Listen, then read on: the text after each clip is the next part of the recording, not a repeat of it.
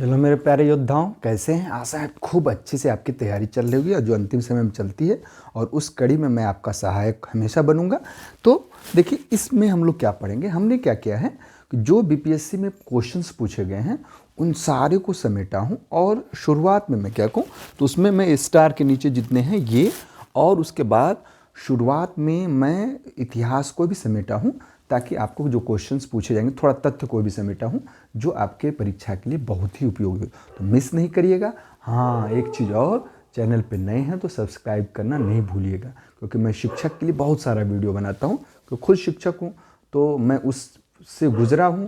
तो मैं जानता हूँ कि किस तरह के क्वेश्चंस आते हैं और कैसे प्रश्न पूछे जाते हैं। चलिए, हम लेट नहीं करते हैं और हम लोग आते हैं कि जो हमारे लिए बहुत ही उपयोगी है बिहार शिक्षक भर्ती के लिए। देखिए क्या होता है, क्योंकि हमने आपको कल भी बताया था कि दो धर्म का जो है वो धर्मस्थली क्या है, बिहार रहा है। तो दो धर्मस्थल का धर्मस्थली मतलब अब उद्भव बिहार रहा है, तो उस दोनों से प्रश्न पूछना एकदम तय है। इसलिए हमने क्या किया है, बौद्ध धर्म और जैन धर्म दोनों को समाहित किया है, और कल भी हमने आपको बताया था। तो देखिए क्या है, गौतम बुद्ध को ज्ञान प्राप्ति से संबंधित प्रतीक है। हमेशा प्रश्न पूछे जाते हैं कि गौतम जो चूंकि है क्या कि ज्ञान जो है उनको बोध गया में पीपल वृक्ष के नीचे हुआ था, इसलिए उसका जो प्रतीक है वो पीपल है। फिर हम लोग होते हैं जन्म का क्या है, तो इससे रिलेटेड क्वेश्चंस आ जाते हैं। अच्छा, जन्म का क्या है, तो जन्म का कमल है। और जो घर त्याग दिए थे 29 साल की अवस्था में, तो वो क्या है, वो घोड़ा है। और पहला उपदेश कहाँ दिए थे, 5 ब्राह्मणों को, वो सारनाथ में, उत्तर प्रदेश के सारनाथ में देते, या ऋषिपत्तनम कह सकते हैं या मृगदौ कह सकते हैं। फिर हम आते हैं बुद्ध के बाद, हमने इसको भी थोड़ा समेट लिया है कि भगवान महावीर का प्रथम शिष्य कौन था। हमेशा प्रश्न पूछ देते हैं कि महावीर का प्रथम शिष्य कौन था, तो जामाली थे। और चूंकि आजीवक संप्रदाय के मक्खली गोसाल जो पहले उनके शिष्य थे, मतलब महावीर जी के बाद में उन्होंने त्याग दिया, तो आजीवक संप्रदाय के जिनकी गुफा जो है बिहार के राजगीर में है, तो आजीवक संप्रदाय का क्या था, मक्खली गोसाल थे। और ऋग्वेद कहा जाता है कि ऋग्वेद में कौन कौन से जैन धर्म के जो धर्मावलंबी वो हैं, तीर्थंकर हैं या तीर्थकर हैं, उनका नाम आता है, तो ऋषभदेव और अरिस्टनेम, ये दोनों का आता है। फिर हम आते हैं, कभी कभी प्रश्न ऐसे पूछ देते हैं कि मुगल काल में जो बिहार के सूबेदार थे वो कौन थे। मुगल काल में अकबर के समय में सूबेदार कौन थे, जहांगीर के समय में सूबेदार कौन थे। मैंने देखा बीपीएससी में इस तरह के क्वेश्चंस पूछे गए हैं। तो इस बार चूंकि प्रतिस्पर्धा ज़्यादा है, इसलिए पहले से भी ज़्यादा, क्योंकि बहुत सारे लोगों को टीचर होगा बहुत जल्दी त्वरित किया है, तो बहुत लोगों की जो आशा है वो बढ़ी है। इसलिए तो इसमें बिहार से रिलेटेड क्वेश्चन पूछने तय हैं, तो इसलिए मैं इसको सही देता हूँ। अकबर के समय में शुजात खां, मिर्गा अजीज का और राजा मानसिंह थे। जहांगीर के समय में जो ये बिहार के जो थे, बिहार में सूबेदार थे मुगल सूबेदार, जहांगीर के समय अफजल खां और शहजादा परवेज थे। शाहजहां के समय में खान एक आलम, शाइस्ता खां, औरंगजेब के काल में शहजादा अजीम थे।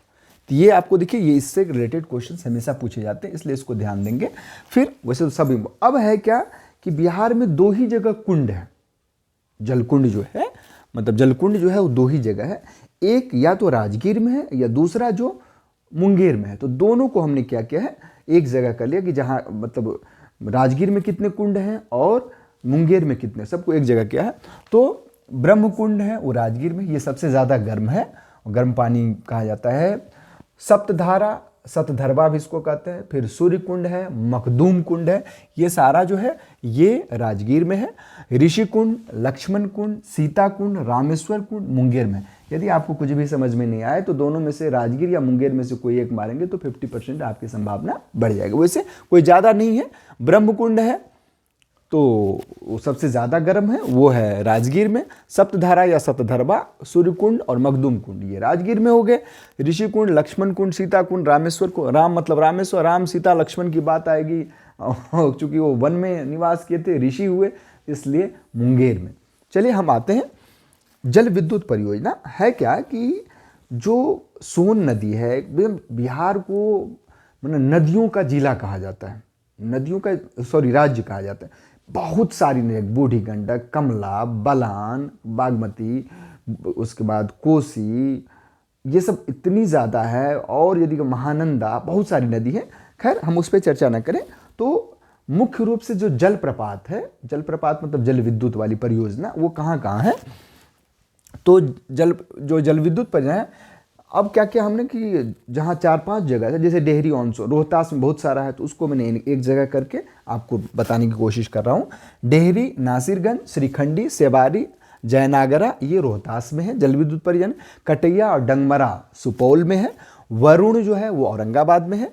बेलसार, अरवल और अगनूर, ये देखिए 2 औ से हो गए, ये अरवल में है। त्रिवेणी, वाल्मीकि नगर, ये पश्चिमी चंपारण में है। ठीक, अब हम लोग आते हैं जो क्वेश्चन हमने इंक्लूड किया है और जो बीपीएससी में पूछे गए हैं उस पर चर्चा करते हैं। बिहार के किस जिले में सबसे अधिक सोने का भंडार मिला? वैसे मुंगेर में भी है, लेकिन सबसे ज़्यादा जो है वो जमुई में है, और सबसे ज़्यादा अभ्रक गया में है। नवादा जमुई में भी है, लेकिन सबसे ज़्यादा अभ्रक जो है, और एक समय ऐसा था कि बिहार में सबसे ज़्यादा अभ्रक था और वो गया के बाद में राजस्थान में भी प्राप्त किया गया है। चलिए, बिहार के किस जिले को सिल्क सिटी के नाम से जाना जाता है? और मैं आपको बता दूं कि वहाँ मूंगे और तस्सर नाम की जो सिल्क होती है वहाँ होती है, तो वो भागलपुर जिला है। फिर है, भारत में किस खनिज उत्पादन में बिहार अग्रणी है? अग्रणी मतलब नंबर 1 स्थान रखता है, वो है पायराइट। फिर हम लोग आते हैं, बिहार किस चीज़ में समृद्ध है? हमेशा आप देखेंगे कि बहुत जगह जब हस्तकला की बात आती है तो वो बिहार है। चाहे आप सिल्क की बात करें, सिल्क जो है सबसे ज़्यादा हाथ से ही जो बनाया जाता है वो भागलपुर में बनाया जाता है। हस्तकला, मधुबनी पेंटिंग, कहाँ? बिहार में। तो हस्तकला से रिलेटेड, उसके बाद जूट, अब देखिए जूट में आप समझ लीजिए बंगाल के बाद दूसरा स्थान भारत में बिहार का है। और जैसे पूर्णिया जिला, उस वहाँ देखेंगे आप जूट से रिलेटेड कितने बढ़िया बढ़िया बैग बनता है, इतने अच्छे नक्काशीदार, मतलब कि आप देखते रह जाएंगे, होगा कि नहीं, मतलब मन बरोबस आपको खींच लेगा कि नहीं इसको खरीद लें। तो हस्तकला में बिहार निपुण है, बहुत सारे चीनी मिट्टी के बर्तन भी बनाए जाते हैं। खैर हम लोग इस पे आते हैं, तो बिहार समृद्ध किस चीज़ में? हस्तकला में है। अब है कि बिहार का अधिकांश क्षेत्र किस भूमि से आच्छादित है? क्योंकि वहाँ बहुत सारा बाढ़ आती है, बहुत सारी बाढ़ आती है, बहुत सारी नदी का पानी आता है। कोसी आ जाएंगे, उधर कोसी की तरफ जो है सहरसा है, सुपौल है, ये सबको तो एकदम खगड़िया है, तहस नहस कर देती है कोसी। तो वहाँ का जो है नदी के कछार वाला, इसलिए उसको कछारी मिट्टी से। फिर हम आते हैं, बिहार का सर्वाधिक जूट उत्पादक जिला कौन है? पूर्णिया है। पूर्णिया जो है बिहार का सबसे जूट उत्पादक जिला है। और मैं आपको बता दूं कि भारत में जूट उत्पादन में, भारत के जूट उत्पादन में बिहार का दूसरा स्थान है। बंगाल का पश्चिम बंगाल का पहला और इसका दूसरा स्थान। फिर है, बिहार में गंगा नदी की सबसे बड़ी सहायक नदी, कभी कोसी भूल के नहीं लिखना है, वो सोन नदी है। अब हम थोड़ा आते हैं कि गन्ना में जो है वो गन्ना उत्पादन में, मतलब जैसे हमने आपको लिखा है कि जूट उत्पादन में पूर्णिया है, उसी तरह गन्ना उत्पादन में पश्चिम चंपारण है, और मछली उत्पादन में मधुबनी और दरभंगा है। इसलिए वहाँ के लोग, चूँकि वहाँ का जो क्लाइमेट है, वहाँ बहुत सारा आपका मिथिलांचल, ये मधुबनी और दरभंगा मिथिलांचल है। मिथिलांचल का मतलब है, वहाँ की एक मतलब कहावत है, पग पग पोखर पान मखान, सांची धोती मुख में पान, मुस्की मुस्कान, मुख में पान, ईथिक मिथिला के पहचान। इसका मतलब है कि वहाँ हर एक घर के दरवाजे के आगे मतलब पोखर रहता है। पोखर मतलब तालाब एक, जिसमें मछली पाया जाता है। इसलिए मखाना भी सबसे ज़्यादा बिहार में ही होता है। वो कहाँ है? मछली उत्पादन में मधुबनी और दरभंगा। अब हम आते हैं, बिहार में गंगा की सबसे बड़ी सहायक नदी कौन है? सोन है। और बिहार का शोक किसे कहा जाता है? कोसी कहा जाता है। एक चीज़ और, सोन का या नर्मदा का या महानदी का जो उद्गम स्थान है वो अमरकंटक है, इसलिए सोन नदी का पूछ देगा। मैं इसके साथ नर्मदा और महानदी, क्योंकि इन तीनों का भी वही है, तो अमरकंटक से क्या निकलती है? सोन नदी निकलती है। हाँ, एक चीज़ है कि मैं थोड़ा जल्दी बोलता हूँ, तो आपको मतलब नहीं 1.5 करके स्पीड करना, वो नहीं करना पड़ेगा। फिर बिहार में गंगा के किनारे कितने जिले हैं? बिहार में गंगा के किनारे 12 जिले हैं। और कहा जाता है कि गंगा नदी जो है बिहार में जाके जवान हो जाती है। जवान का मतलब है अपनी पूरे सबाब में रहती है। पूरे सबाब का मतलब यह है कि आप इस पार से उस पार गंगा नदी को नहीं देख पाएंगे। इतना, अरे तो पूरा पानी ही पानी दिख रहा है, पूरा पानी ही पानी दिख रहा है। चलिए हम आते हैं, फिर है हाँ, और पटना नदी जो है वो, पटना जिला जो है वो सबसे ज़्यादा बिहार गंगा नदी के किनारे, मतलब क्षेत्र जो है सबसे ज़्यादा है। और एक चीज़ याद रखना है, वो है कि कर्मनासा, गंडक और घाघरा ये बिहार और उत्तर प्रदेश के बीच में सीमा बनाती हैं। कर्मनासा, गंडक और घाघरा। और कभी कभी प्रश्न पूछ देता है कि पूरब से लेकर के पश्चिमी तक नदियों का क्रम क्या होगा, तो कोसी सबसे पूरब होगा। जैसे ही सुपौल जिला खत्म होता है, सुपौल जिला और मधुबनी कह सकते हैं, तो कोसी आएगी, फिर कमला आएगी, फिर बागमती आएगी, फिर बूढ़ी गंडक आएगी। तो पूरब से पश्चिम की तरफ, और पश्चिम से पूरब जैसे करेंगे तो बूढ़ी गंडक, बागमती, कमला और कोसी आएगा। अब है भू आकृतियों में किसके द्वारा बिहार राज्य का उत्तर पश्चिमी भाग घिरा है? वो सोमेश्वर पहाड़ी से घिरा हुआ है, सोमेश्वर पहाड़ी श्रेणी। फिर हम आते हैं, अब थोड़ा हम, चूंकि हमने क्या किया, हर एक क्वेश्चन को इसमें इंक्लूड किया है, तो अब है कि इसमें हमने राष्ट्रीय आंदोलन से भी लिया है। खुदीराम बोस, ऐसा योद्धा जो 14 साल में मतलब देश के लिए मर मिटने के लिए तैयार हो जाना, अपने आप में एक बहुत बड़ी बात है।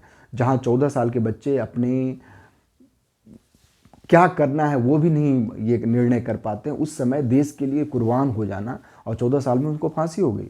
उन्होंने कहा कि किंग्सफोर्ड जो है वो बदमाश है, उसको मारना है। गलती से उस पर जब अटैक किया तो बग्घी में उसकी पत्नी थी, बच्चे थे, वो ख़त्म हो गए। खैर, तो हत्या का जो प्रयास किया वो किस जिले में? मुजफ्फरपुर जिले में।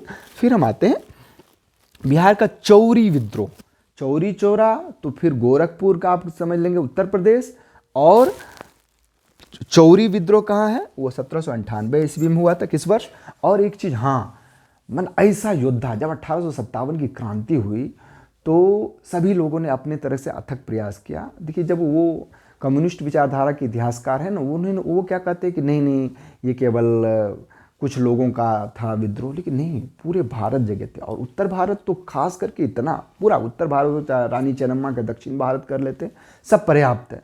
लेकिन उस समय का योद्धा, मतलब 80 साल का योद्धा वीर कुंवर सिंह जा कर के लड़ना, और यहाँ तक कि बलिया उलिया सब वहाँ तक, मतलब, और हाथ में गंगा नदी पार करते हुए हाथ में गोली लगने के बाद हाथ को काट के गंगा नदी में फेंक देना, क्या योद्धा थे वो उस समय का।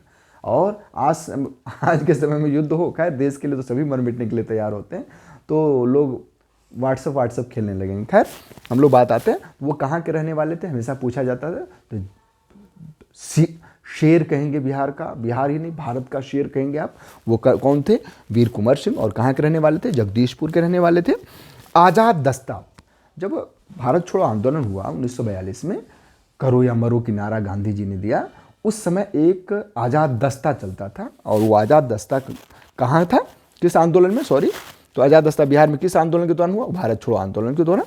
अब है 1942 में, अब सोचिए, जिनके नाम से ये जयप्रकाश नारायण हवाई अड्डा है पटना में, इतने बड़े योद्धा कि उतना ऊंचा हजारीबाग का जेल, उसको कूद के दीपावली के समय में वो कूद गए। तो बहुत तरह के क्वेश्चन इसमें इससे रिलेटेड पूछे थे। किसने हजारीबाग जेल को कूदा? जयप्रकाश नारायण। कौन, किस अवसर पे? दीपावली के अवसर पे। इससे रिलेटेड क्वेश्चन हमेशा पूछे जाते हैं। इसलिए इस पे 1942 में किस आंदोलन में? तो 1942 के भारत छोड़ो आंदोलन में। तो 1942 में किस त्यौहार के अवसर पर? तो दीपावली के अवसर पर। और तो ये हमारे इतने क्वेश्चंस थे। कल हम अगले कोशिश करते हैं, आज तो 9 बजे तक लगभग आपका वीडियो जाएगा, कल से कोशिश करते हैं कि 7 साढ़े 7 बजे तक आपको, ताकि आप लोग अच्छे से पढ़ सकें।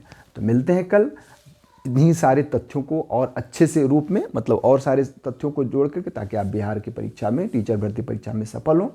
तो मिलते हैं कल अगले वीडियो में, तब तक के लिए खूब मन से पढ़िए, रगड़ दीजिए। Do your best.